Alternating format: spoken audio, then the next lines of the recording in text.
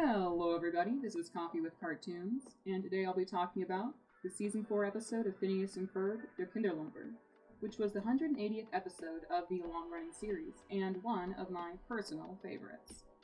I'll give a quick synopsis for the Candace plot of this episode and some things I liked about it, but after that I'll just be focusing on the Doof plot, seeing as it's what made this such a great episode for me. Candace is going to be the Rutabaga princess for the 100th running of the Chinchillas, where she will have to lead a bunch of chinchillas across town. Stacy joins her to be famous by association, as it is a televised event. Some fun Stacy and Candace banter, along with Candace focusing on something that's not busting or Jeremy, which is fun. To be honest, by this point I kind of forgot she had this I wanna be famous thing going on. The boys make her these Rutabaga vehicles, which she rejects, but they use later when the chinchillas get turned into giant monsters. It's actually pretty dramatic watching everyone get trampled under the chinchillas, but they reveal that they were really soft. Oh yeah, there's almost this third plot going on with this newscaster Mike, who's like bored and wants a big story and is voiced by real-life journalist Gordon Tokumatsu, which also fun and new feeling. Alright, to the Doof plot. The episode started non-typically with a shot of Doofenshmirtz Evil Incorporated at night, Heinz yelling for the mercy of an unseen monster, leading to a shot of him screaming and sitting up in bed, saying the name of his dream monster in fear and then in epiphany, leading off with an evil laugh before switching to the morning at the Flynn Fletcher's house. If there is one thing I love, it's a clean setup that leaves lots of questions to be answered in the rest of the episode. In a short 15 seconds, that's exactly what this scene did. Fantastic. One of my favorite Perry gags also, where he just throws a black circle onto the wall and jumps through it.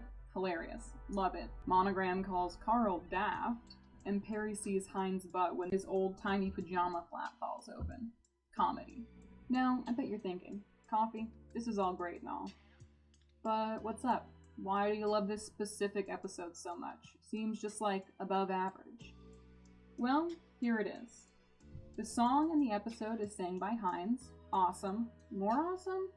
The animation and song explaining how Heinz's mother traumatized him with stories of a monster that would take him away if he did human things like blinking and turning his head reminds me of my favorite Betty Boop animation.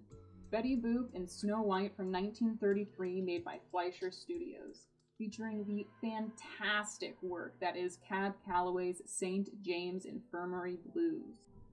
Coming back to this episode as an adult, I gasped out loud when Heinz changed outfits and started dancing like this.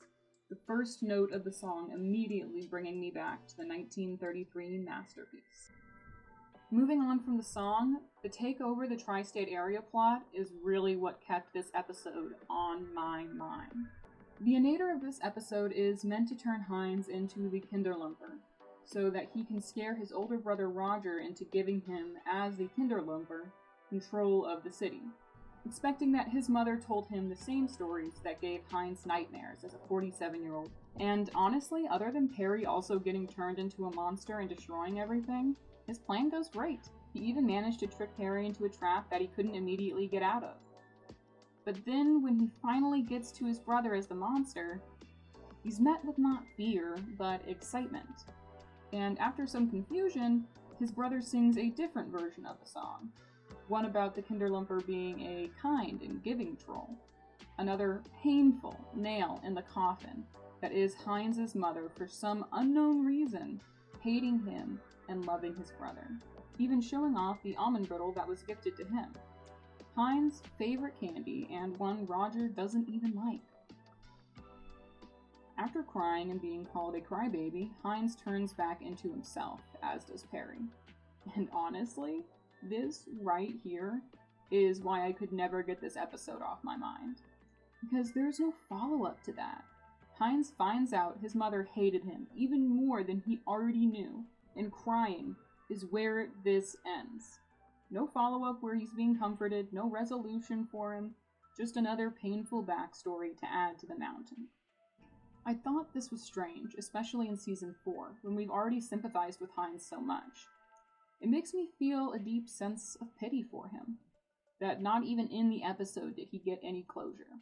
And the whole situation, as Hines said, wasn't fair.